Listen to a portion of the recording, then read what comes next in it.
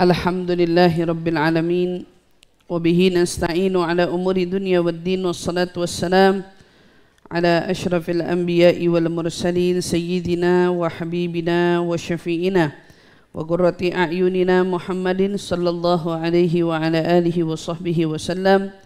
Subhanaka la ilma lana illa ma 'allamtana innaka antal alimul hakim. Rabbi zidna ilma warzuqna fahma. Amin amin ya rabbal alamin. Allahumma inna nas'aluka ilma ladunni wal mashraba safiyal hani ya wahhab ya ghani. Allahumma inna nas'aluka ilma ladunni wal mashraba safiyal hani ya wahhab ya ghani. Allahumma inna nas'aluka ilma ladunni wal mashraba safiyal hani ya wahhab ya ghani.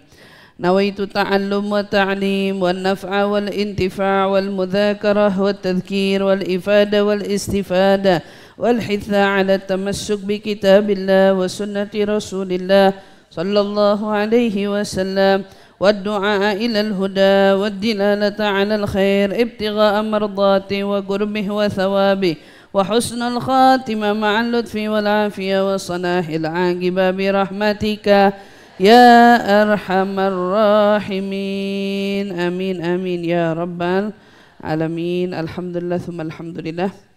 Limpahan syukur bersama kita panjatkan kehadirat Allah Subhanahu wa taala yang mengumpulkan kita bersama kembali alhamdulillah di tempat ini, yang semoga semua dari kita yang hadir Allah Subhanahu wa taala ampunkan dosa-dosanya, luaskan rezekinya, angkat sakit-sakitnya, semua apa yang dihajatkan mudah-mudahan Allah Subhanahu wa taala ijabah insyaallah. Amin amin ya rabbal alamin. Berkat wasilah Nabi besar kita Muhammad sallallahu alaihi wasallam, dan juga dengan besarnya harapan dan juga cita-cita kita agar kita semua menjadi orang-orang yang bisa terus mengikuti ajaran demi ajaran yang diajarkan oleh Nabi kita Muhammad sallallahu alaihi wasallam. Insyaallah amin amin ya rabbal alamin. Alhamdulillah, nikmat Allah Subhanahu wa taala berikan kepada kita selaku seorang wanita yang memiliki kedudukan yang begitu tinggi di sisi Allah Subhanahu wa taala, yang menjadikan kita bagian daripada orang yang diperkenankan menyimpan salah satu organ tubuhnya dengan nama agungnya. Nah, kita dikasih satu organ yang enggak dikasih sama kaum pria. Dan organ itu dikasih dari namanya, yaitu Ar-Rahim, ya. Ar-Rahim. Nah, itu adalah salah satu keistimewaan yang Allah berikan kepada kaum wanita, yang mudah-mudahan kita ini bisa sama-sama termotivasi dan saling berbahagia untuk nikmat yang Allah kasih ini. Karena banyak perempuan-perempuan itu kan belakangan ini kayak merasa terintimidasi, merasa dirinya itu kayak sulit banget hidup, sulit banget menghadapi ujian demi ujian, kayaknya ngerasa dirinya nggak pernah mendapat keadilan. Padahal Allah Subhanahu wa taala itu menempatkan diri kita selaku wanita itu di tempat yang paling tinggi di sisinya. Jadi kalau Allah nggak adil tuh nggak mungkin. Dan kalau Allah mau nempatin kita di tempat yang nggak adil juga nggak mungkin. Kayak perempuan yang paling terzolimi, perempuan yang paling rugi, perempuan nggak ada.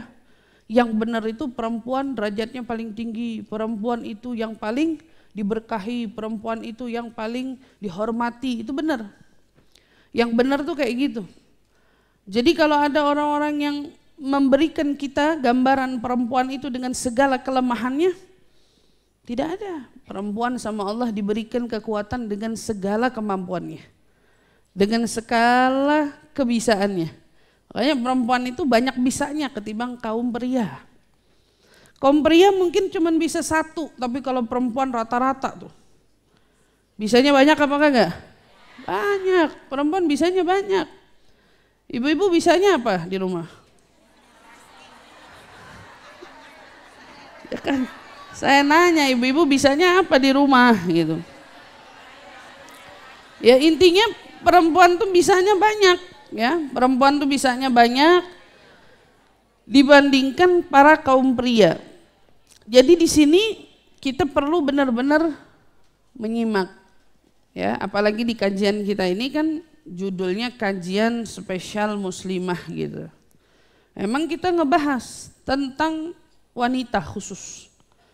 Yang kita sampai hari ini masih membahas tentang wanita dengan anaknya. Yang memang karena perempuan ini problematikanya itu banyaknya menyangkut urusan anak. Dan bekal dia yang harus paling dia kuasai itu menyangkut urusan anak. Itu ingat ya. Jadi kita disuruh belajar iya, tetapi asal kita tahu bekal pelajar yang harus kita simpan lebih banyak ketimbang pelajaran yang lain itu pelajaran menyangkut urusan anak.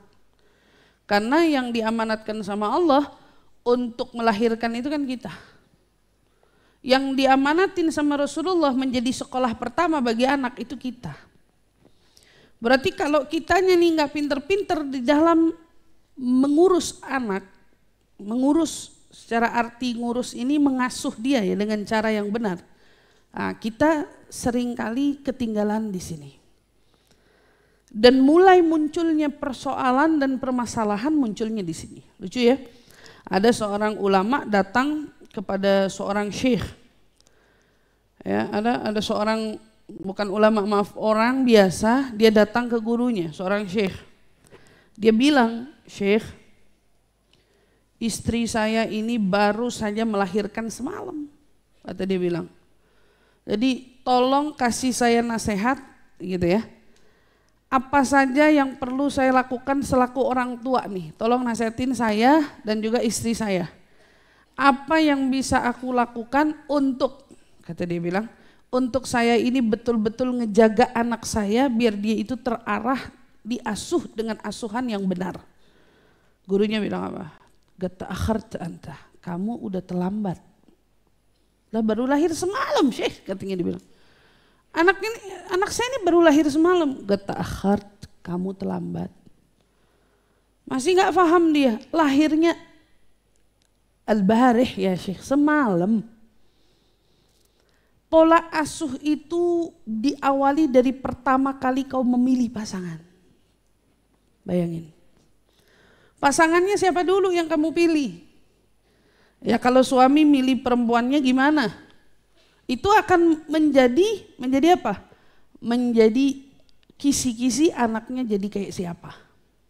Ini bukan tentang mukanya doang.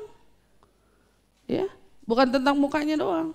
Kalau orang kan jamnya, ya kita kepengen cari yang kulitnya putih biar memperbaharui keturunan gitu. Bukan gitu maksudnya ya. Ini nyari enggak, karena memang kalau kulit aja punya pengaruh sama anak, gimana watak? Gimana watak? Kalau kulit, hidung, mata aja pengaruh. Ya, kayak istilah orang buah jatuh nggak jauh dari pohon gitu ya. Mesti kan kita mikir, lah kalau urusan fisiknya aja akan nurun kepada anak kita, lah kiranya gimana sama perangai dia. Sifat-sifat yang ada pada dirinya dia. Makanya Rasulullah selalu ngingetin, pilih pasangan itu atas dasar agama. Berarti kan kalau kamu pilih atas dasar agama, kamu paling selamat. Karena seenggaknya orang kalau punya modal agama, ya baik perangainya gitu kan. Gitu kira-kira lah. Jadi dia bilang, kalau kamu tanya ingin memulai memilih atau mengasuh anak dengan cara yang benar, maka awali dari awal mula milih calon orang tuanya. Istrinya, ya kalau istri gitu, saya bakal lahirin anak dari bapak yang modelnya kayak gimana? Dari bapak yang perangainya seperti apa? Kira-kira begitu. Itu dilihat dari situ. Nah dibilang, itu awal mula proses mengasuh dimulai. Dari situ nanti lihat, begitu nikah, maaf, waktu berhubungan baca doa apa kagak. Ini juga menentukan. Hasil anak yang dibuahi ini, waktu orang tuanya berhubungan, minta perlindungan Allah dari godaan syaitan apa enggak? Itu akan pengaruh sama anak. Makanya dibilang, maaf, sebagian ulama bilang, kalau kamu nemu ada anak tukang adu domba, pindahin omongan ke sini, pindahin omongan ke situ, itu padahal dilihat mak bapaknya perasaan kagak tukang ngadu domba misal. Tapi kok tiba-tiba punya anak ngadu domba? Ini bisa jadi kesalahannya pada waktu bikin. Kesalahannya di situ. Ya, waktu prosesnya. Ya, waktu proses membuahi itu, di situ lupa baca doa yang diajarin sama Nabi. Segitu pengaruhnya. Asal ibu tahu. Jadi jangan pernah nyepelein. Karena kan ibaratnya ibu bayangin ya, ada terjadinya proses rahimmu yang kemudian menjadi rahim yang bisa berkembangnya janin, sel telur dan lain sebagainya lah istilahnya gitu. Itu prosesnya kan dari hubungan itu. Lah kalau hubungan itu bukan tentang soal udah halalnya doang. Waktu berhubungannya ingat Allah apa kagak? Waktu berhubungannya berlindung atau enggak? Ini kok pengaruhnya sampai kemana? Pengaruhnya sampai ke anak. Jadi jangan disepelein, ini pengaruh sampai ke anak. Jadi kalau kata ulama bilang, lah awal mula kamu pengen benar-benar punya anak yang terarah dengan arahnya Islam, arahnya agama, awali dari awal milih pasangan. Jangan lupa kata dibilang, begitu kamu bersama dengan dia saat ingin pembuahan atau ingin ini, lihat benar-benar enggak baca doa yang Nabi ajarkan gitu. Dibaca enggak gitu. Itu perhatiin.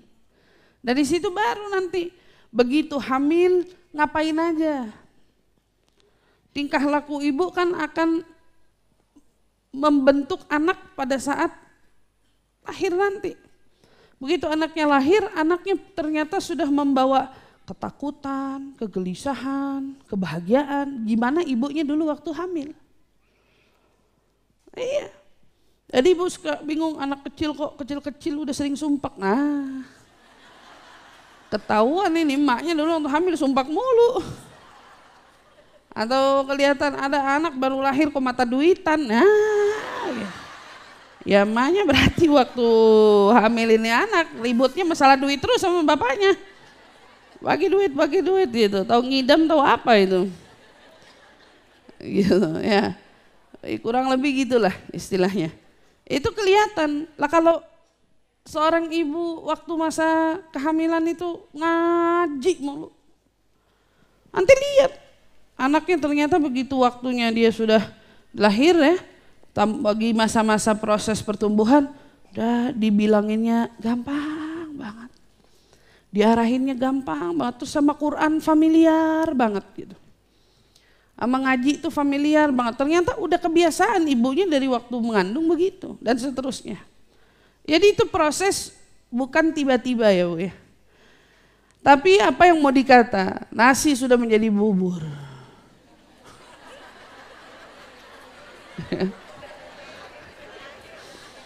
Iya, nasi sudah menjadi bubur. Ustazah lah kita udah prosesnya udah bukan awal mula gitu.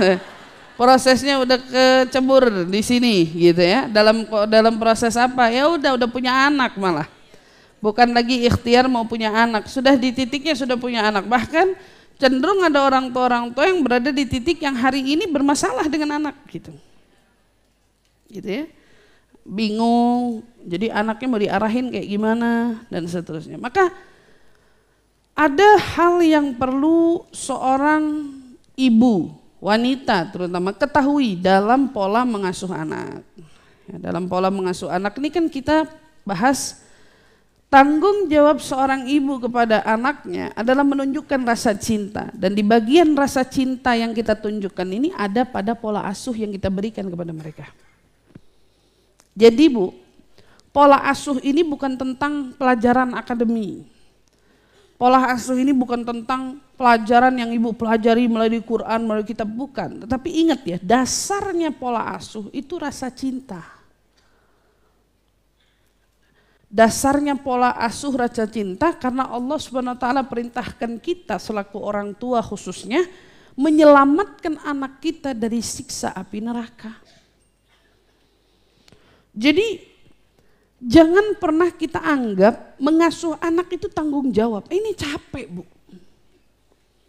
Karena ibu bayangin punya tanggung jawab ini berapa tahun lamanya itu satu anak lah. Gimana kalau punya anak 4? Gimana perempuan gak mau sakit punggung mulu gitu.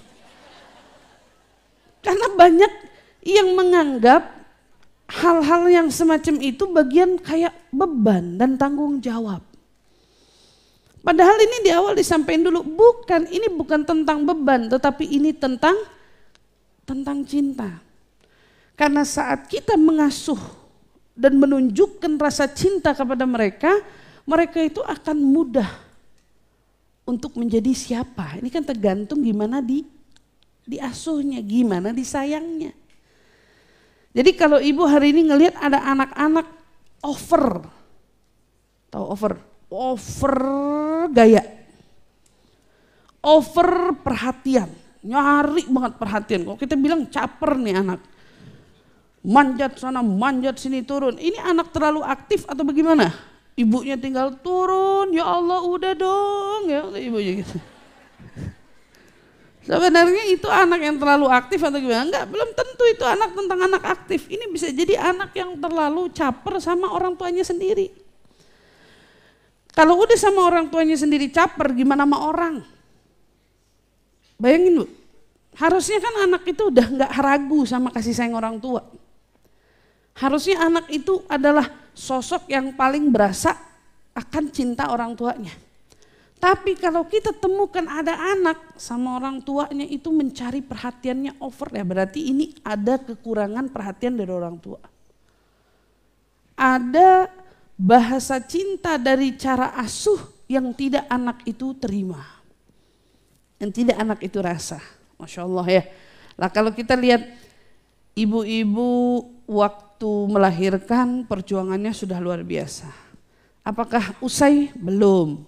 Kan ternyata ada tanggung jawab menyusui. Nah coba kita lihat saja, kita tidak mau menghakimi siapa-siapa.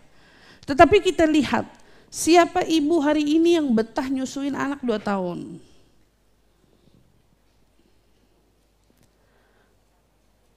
Dua tahun, setahun, 6 bulan. Pasti semuanya akan saling menatap, bingung. Kenapa? Karena hari ini kononnya kita dimanjakan dengan apa? Adanya susu formula gitu. Dan ditambah banyak ibu-ibu yang hari ini juga diberikan tanggung jawab untuk juga bekerja gitu. Pada akhirnya dia nggak bisa nyusuin anaknya, dia harus kerja kan di luar. Apa yang hilang? Momen menyusui itu momen paling berharga. Bersama antara ibu dengan anak. Kalau anak kurang, ini notabene-nya kurang aja. Lain halnya kalau ibunya asihnya memang susah. Ini lain cerita ya. Ini kalau kita bicara asihnya Masya Allah, tapi ibunya cenderung sibuk di luar sehingga tidak punya waktu untuk menyusui dia. Itu dari awal kalau kita bilang bahasanya bonding sama anaknya udah lepas nih. Ya bonding, kebersamaan dia sama anaknya udah kurang dari awal. Jadi kalau anaknya besok lebih tega sama emaknya, wajar. Karena anak yang ngerasa waktu saya lagi butuh-butuhnya sama kamu juga tega ninggalin saya. Kan saya tuh waktu lagi gak bisa ngapa-ngapain mah gitu. Belum bisa minta, belum bisa ngomong, cuma bisa nangis doang. Tapi mama gak ada di sisiku, nah, itu bahasa dramanya. Gitu. Karena dia lagi gak bisa, tapi feelingnya dia gak bisa dinafikan. Perasaannya butuh. Nah, ini tentang ibu yang misalnya bekerja karena tuntutan kehidupan dan lain sebagainya. Lah gimana kiranya ada ibu yang menyusui juga? Bisa, tapi kok bondingnya sama anak gak dapat. Ternyata waktu nyusuin ibunya nonton.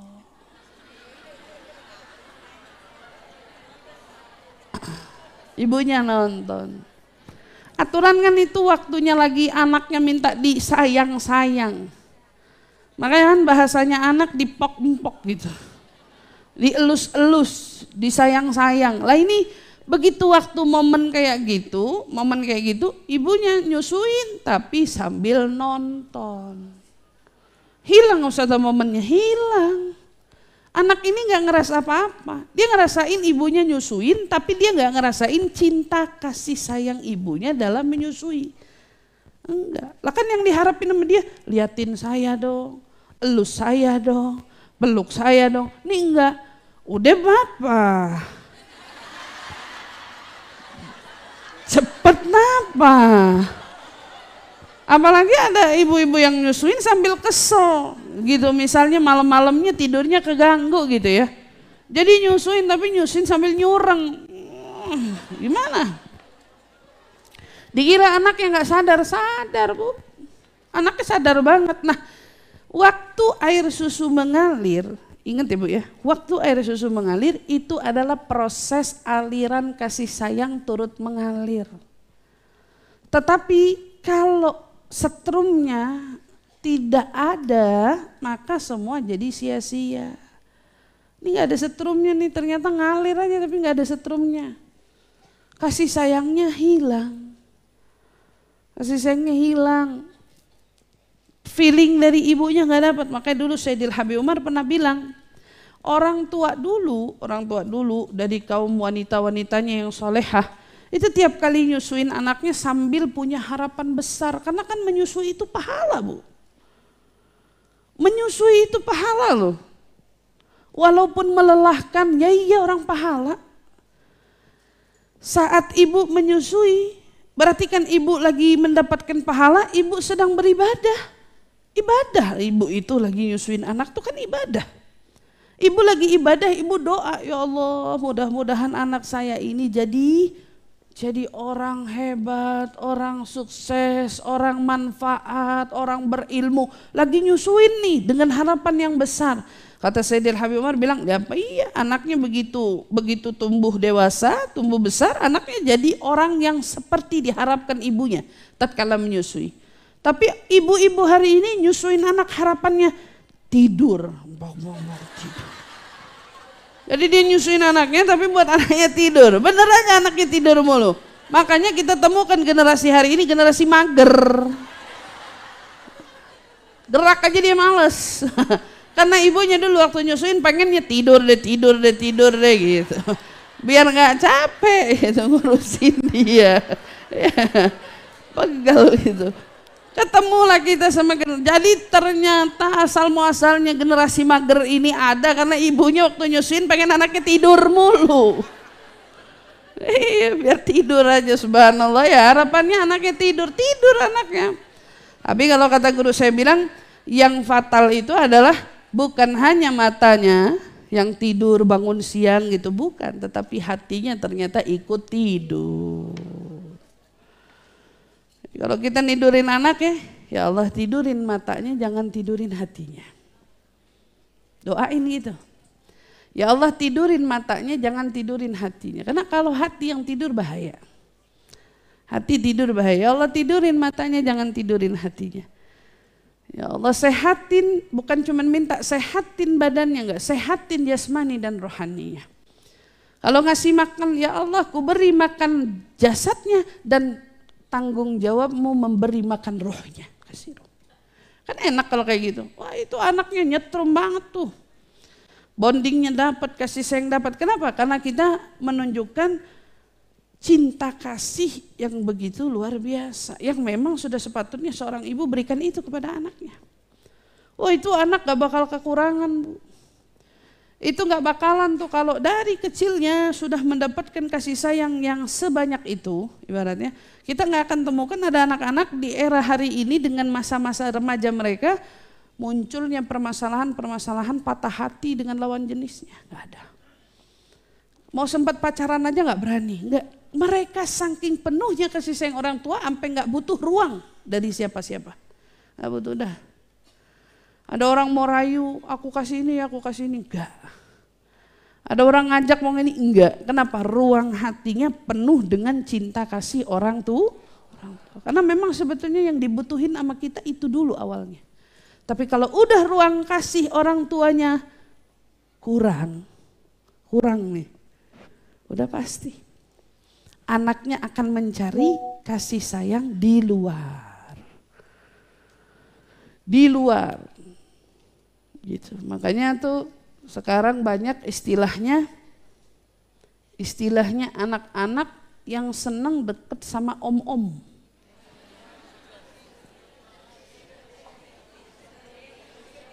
Ada sugar daddy, ada sugar baby.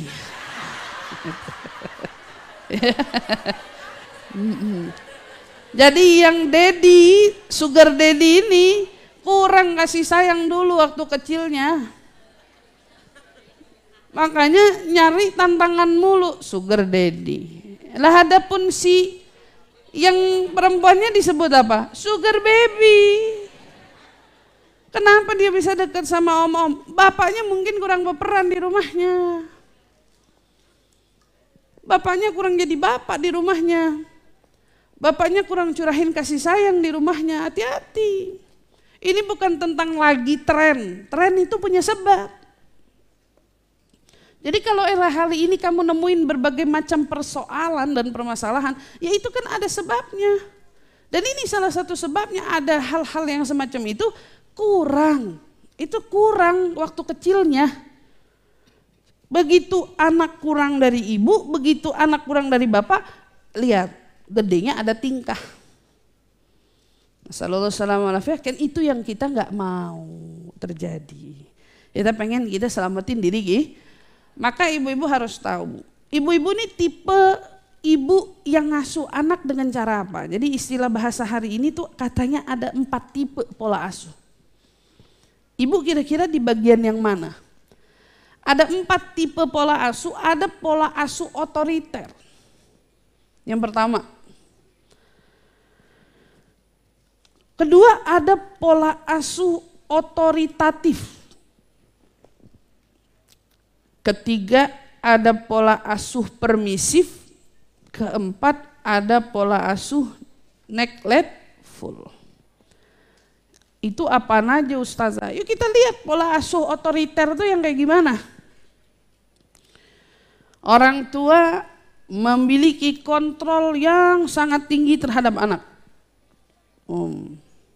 Berarti orang tua ini ngerasa sangat berkuasa ya terhadap anak.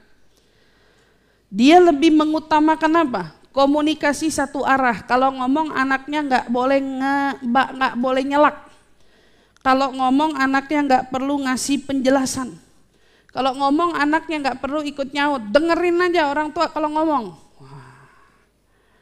Orang tua kalau ngomong dengerin aja. Kalau ngasih perintah ketat, anaknya mau ngasih penjelasan pokoknya. Orang tuanya tinggal jawab gitu. Pokoknya mama bilang kamu harus pulang jam segini, titik. Anaknya mau kasih penjelasan, mah kalau hujan itu macet, gak bisa. Pokoknya gak mau denger dia. Pokoknya gak ada, ketat. Bahkan gak segen-segen. Kalau sampai ya peraturan yang sudah diberikan oleh orang tua kepada sang anak, lalu anaknya melanggar, akan diberi hukuman. Kalau kamu, gitu ya. Kalau kamu jam segini bener gak nyampe rumah, jangan harap besok mama izinin keluar rumah. Kasih hukuman. Kalau kamu begini, besok uang jajan mama potong. Jadi sebenarnya pola asuh kayak gini harapannya apa? Dia kasih disiplin, tapi cara disiplinnya terlalu keras, jadi kayak tentara. Ya orang tuanya kayak tentara kan gak boleh nyaut. Tentara mau istirahat aja izin. Begitu ngadep ke atasan, ya izin istirahat komandan. Komandannya diam, gak istirahat dia. Komandannya bilang silakan, baru istirahat. Baru dia kendorin ototnya, kalau gak tegang. Pola asuh otoriter ini itu zamannya orang tua kita. Ya, orang tua kita nggak punya kuasa. Itu zaman mungkin yang mundur kemarin. Jadi kalau bilang orang tua, apa kata orang tua, memanut aja, nggak bisa ngomong apa-apa, gitu. Karena orang tuanya juga keras. Nah, bagi anak-anak remaja, misalnya yang hadir di sini hari ini, kalau kamu masih kedapatan orang tuamu dengan cara mengasuhmu dengan cara otoriter, Kamu harus ingat, dia begitu tidak begitu saja karena dulu dia melihat orang tuanya mengasuh dia dengan cara seperti itu. Jadi bukan berarti mereka salah ya. Kita di sini bukan mau nunjukin salah atau enggak, tapi ini cara pola asuh beberapa orang tua. Nah, kita akan bahas ada enggak rugi untungnya dengan pola asuh seperti ini. Di zaman hari ini karena eranya sudah berbeda, proses mengasuh otoriter ini sudah tidak bisa lagi dipakai. Karena celahnya untuk menipu orang tua banyak. Saya kasih tahu. Jadi kalau orang tua mau bilang, awas ya kamu ya, berani pacaran, berani macam-macam. Anaknya bisa aja di depan orang tuanya bilang, iya mah gitu. Nah dia punya 1001 cara di belakang untuk melanggar. Jadi kalau orang tua ada yang mau memberlakukan sistem ini, dijamin anaknya kalau nurut cenderung nurut pura-pura. Beda sama kita dulu, sama orang tua kita dulu. Kalau nurut beneran. Tapi kalau sekarang cari akal. Nyari akal. Jadi pola asuh seperti ini ada nggak orang yang berlakukan? Ada. Malah sampai sekarang anak remaja-remaja yang sedang tumbuh ini kelimpungan. Saya kasih tahu orang tua kamu begitu karena dulu dia diasuh begitu. Dia nggak punya sampel cara mengasuh yang lain. Karena dia kan nggak jauh-jauh lihatnya dulu orang tuanya kayak gimana. Jadi suka nggak kita dengar orang tua kalau ngomong gini, dulu mama kalau nggak dengar kata mama disabet, wah gitu. Kamu nih kayaknya sewaktu-waktu mama perlu sabet juga. Suka gak kita dengar gitu? Ya. Karena dulu dia digituin. Dan itu akan menjadi polanya dia. Karena dia dulu diberlakukan seperti itu, dia pun gak punya sampel yang lain. Dia pun memberlakukan cara mengasuh anak seperti itu. Jadi udah, jangan banyak ngebantah. Padahal maksudnya anak ini bukan niat mau ngebantah, mau menjelaskan. Tapi orang tua yang mendisiplinkan anak dengan cara asuh yang semacam ini cenderung membuat patah hati anak. Ini saya katakan cenderung ya Bu, saya katakan banyak anak yang kuat-kuat itu juga banyak. Yang iya aja kata orang tuanya, iya terserah mama, terserah bapak, banyak. Cuman saya katakan di hari ini pola asuh yang semacam ini cenderung sering mematahkan hati anak. Anaknya kemudian akan muncul menjadi anak yang tidak percaya diri. Anaknya tidak punya ruang untuk berekspresi, di rumahnya sendiri aja dia nggak punya suara.